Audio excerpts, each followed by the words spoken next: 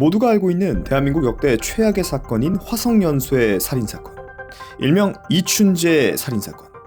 하지만 범죄 수법, 시기 모두 놀랍도록 비슷한 사건이 또 존재한다면 믿으시겠습니까? 오늘의 주제, 공주판 살인의 추억, 공주연쇄 살인사건입니다.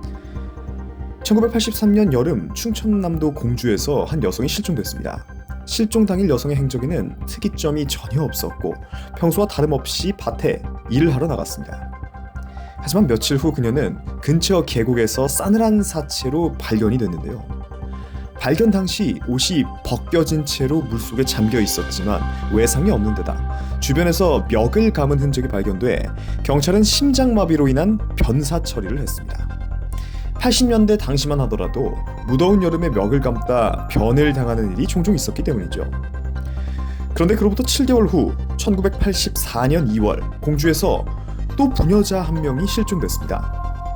절에 불공을 드리러 간다며 집을 나선 여성은 2달 뒤 인근 야산에서 싸늘한 주검으로 발견됐고 목을 조른 흔적이 보였지만 다른 단서를 발견하지 못해 이번에도 단순 변사 사건으로 처리되고 말았습니다.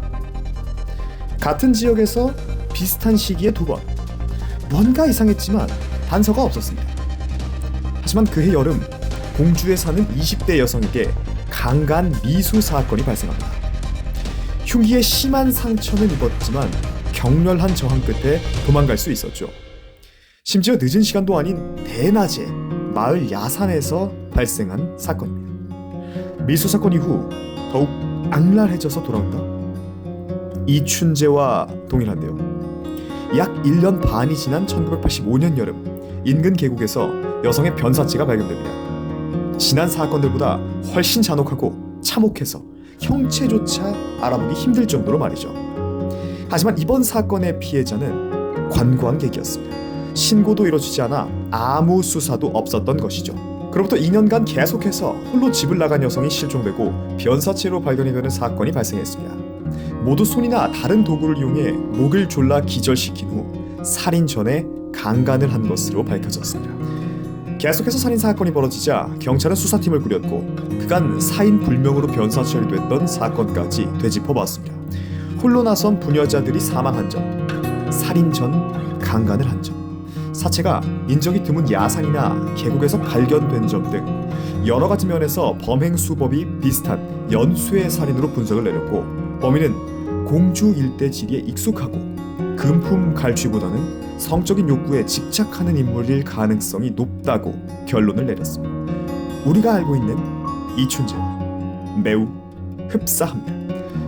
수사팀은 동일수법 전과자 등을 상대로 탐문 수사를 실시했지만 용의자를 특정하지 못했고 시간은 흐르고 있었습니다. 그러던 중 한 스님으로부터 불자로 보이지 않는 사람이 불공을 드리러 가는 사람들이 타는 버스를 타고 아무것도 없는 고개 정상에서 자주 내렸다라는 얘기를 들었고 그 사람은 주로 검정 옷을 입었고 오른쪽 눈은 사시라고 했습니다. 단서를 얻은 경찰은 수사를 진행했고 공주시에 거주하는 30살 독신남 강창구를 용의자로 특정했습니다. 놀랍게도 강창구는 스님이 목격한 수상한 사내와 인상착의가 동일했고 강창구의 집을 급습했습니다. 잠을 자고 있던 강창구는 잡으러 올 줄 알았습니다 라고 말하며 체포에 순순히 응했고 조사 결과 그간 단순 변사 처리됐던 사건을 포함해 6건의 연쇄 살인을 했다는 사실이 밝혀졌습니다. 그는 가정 형편상 초등학교도 마치지 못했고 사신데다 소아마비로 인해 한쪽 다리를 저는 장애가 있었다고 합니다. 또한 그의 주변에는 의지할 사람 한 명이 없어 항상 외톨이였고 특히 여자들은 그가 쳐다보기만 해도 기겁하거나 도망을 갔다고 합니다. 결혼도 하지 못하고 여성들에게 무시당하는 신세를 한탄하던 강창구는 서서히 증오를 품기 시작했고 자신의 비뚤어진 성욕과 분노를 강간과 살인으로 표출했습니다. 악랄한 살인마 강창구는 1990년 사형됐고 안구와 콩팥은 사죄의 의미로 기증했다고 합니다. 이춘재 사건으로 인해 모르는 사람이 많은 공주 연쇄 살인 사건, 이곳에도 악마는 존재했습니다.